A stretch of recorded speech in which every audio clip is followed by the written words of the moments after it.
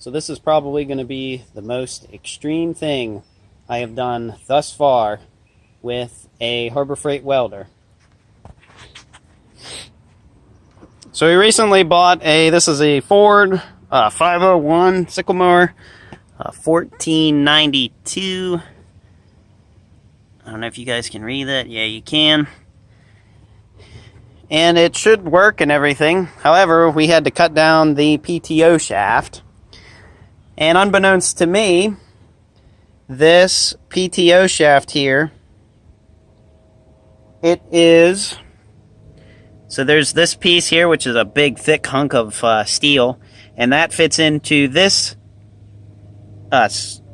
round tube. And this is the sleeve, which I've had to cut. And we'll put the shield back on this new end. And believe it or not, this piece here, including the other piece, which I don't know where that is. But anyways, that's the shield of it. And we only bought this half of the PTO shaft, not this half. This half was $120, and we spent $200, $200 on the entire implement, the entire thing. So we didn't have the original end of this PTO shaft, and obviously we had to buy a new one. This was the only one that was at Tractor Supply. So this is going to be even more unthinkable. If everyone thought the other ones were bad that I did, and they were really, I was really pushing my luck with a little Harbor Freight welder, well, we're going to be pushing it even more with doing a PTO shaft. So this piece here does not go the whole way. It's only about 4 or 5 inches long, and I was hoping that it went the entire way, you know, the whole way down, but it doesn't. So I have no choice but we cut this off further than what we thought we needed. Well, not further, but just about where we thought we would need to cut it off at. And the porter band went through this really, really easily. So I'm going to have to weld just this spot here the entire way around. And I think what I'm going to do is tack it up in like 4 places for right now, and then hook it up to the tractor and turn it on, raise and lower the 3-point here, and make sure that nothing's going to bind or anything on the old 8N. And I do have the batteries disconnected, so this tractor is 12 volt now. So I guess without further ado, let's do some welding or tacking up on this, and then we'll go from there. It's time to fire up the good old 70 amp stick welder from my favorite store, Harbor Freight. And she comes alive like usual. And since this is some pretty relatively thick steel, we're going to just run this thing on maxed, you know, full tilt. As much power as I can get. So I have to use the stick welder here for the simple fact that I don't trust this other welding wire that I have in the 90 amp welder. So I'm just going to have to get by again with just doing some stick welding. So I guess here we go. So I'm just getting this thing tacked up here so that in case I have to make any adjustments with the PTO shaft, that all I have to do is just cut the tacks and make the adjustments. But I want to make sure this thing is spinning rather true, because if it isn't, this thing vibrates a lot to begin with, and I guess a PTO shaft wouldn't be that bad, you know, if it wasn't roughly 90 degrees spinning true. But I'm just getting this thing tacked up the best that I can, and I do wish that Harbor Freight Welder had a hot start feature, which it puts like all the energy it can into just getting the arc started, and then it switches to maintaining it. Because a couple times I was having the electrode stick and whatnot. Oh, and that was another thing. I didn't I don't have a good ground on this sickle mower here. I just kind of clamped it on to the PTO shaft end, the new end, in which I'm kind of surprised I was able to get a ground through all of the grease, that's in this thing. But it seemed to tack it up pretty good, and they held. So I guess 3 tacks will be alright, and now I guess I'm going to hook this thing up to the tractor here, and we're going to see this thing run for the very first time. You guys ready for this? So to get this tractor started, there's actually quite a lot of things I have to do. Turn the fuel on, turn the battery disconnect switch on, turn the key on, put my foot in on the clutch, give it some throttle, choke the motor, put the choke on, make sure it's not in gear, I think I said that already, and then finally hit the button and hopefully it'll fire right up. Make sure the PTO's on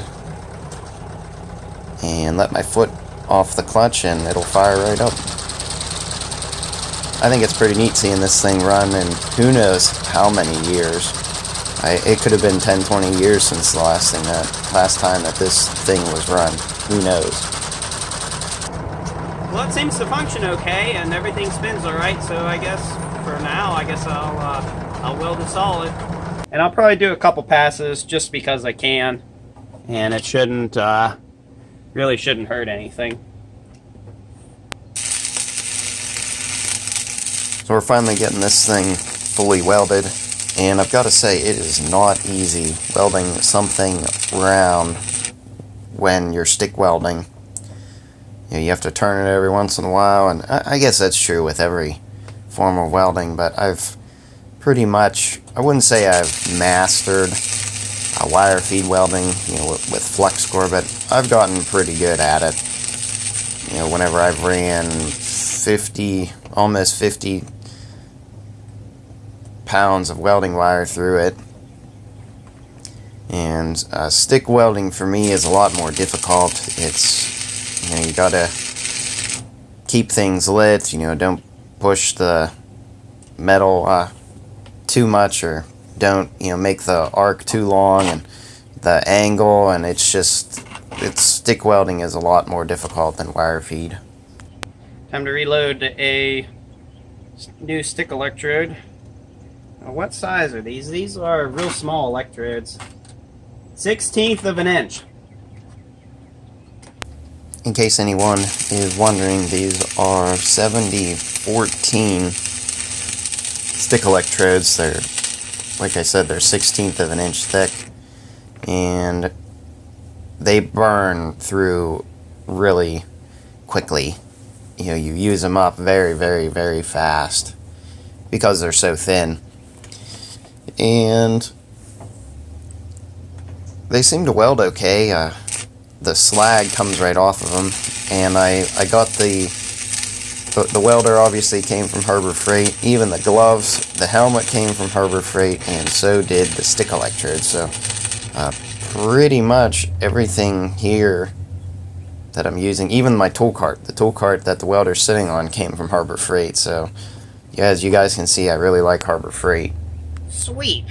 So now I'm going to clean up the welds and probably do a second pass.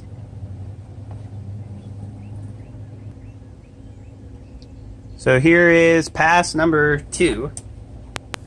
So I'm just trying to do the second pass here, and I'm kind of weaving back and forth between the thin piece of steel and this big, thick, square piece of steel with the, or I guess it's round, but it has the square hole in it. And I just strike the arc and kind of weave back and forth a little bit and turn it every once in a while. Funny thing is this steel, this would be the square, the one with the square hole in it. By the time I was done, it was hot enough I could not touch it even with the glove. and it would slide really easily on or with the new end of the PTO shaft in it, because obviously when you weld, the metal gets hot and heat expands things, and it slid really easily, which was kind of nice. And of course, even the grease that was in this thing was getting warm too. I'm surprised there wasn't any smoke or stuff coming out, or I didn't catch the grease on fire, which was kind of nice, I guess. Also, I want to mention, stay tuned till the end of the video, and you guys can see this thing work for the first time.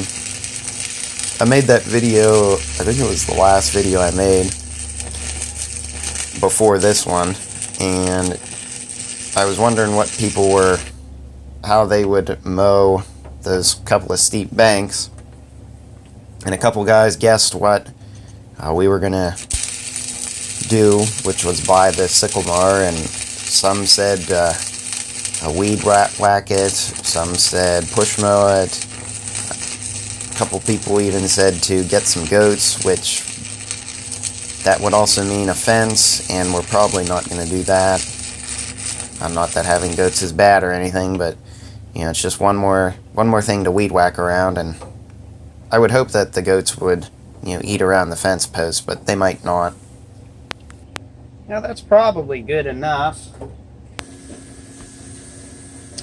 So here's what the finished weld looks like. I know it's not perfect, but it'll be good enough for this thing, and you shouldn't have any problems running it. There's tons of weld on there, so I'm no stick welder professional. I'm just your average do-it-yourselfer, and I'm just trying to get this PTO shaft working, and boy did it get dark, and run the sickle bar mower out at the end. So I hope everyone enjoyed this video. Don't forget to like, comment, and subscribe for more, and hopefully we'll see you in the next Unthinkable welding video. Thanks for watching. Hold on, Nick, we're not done with the video yet.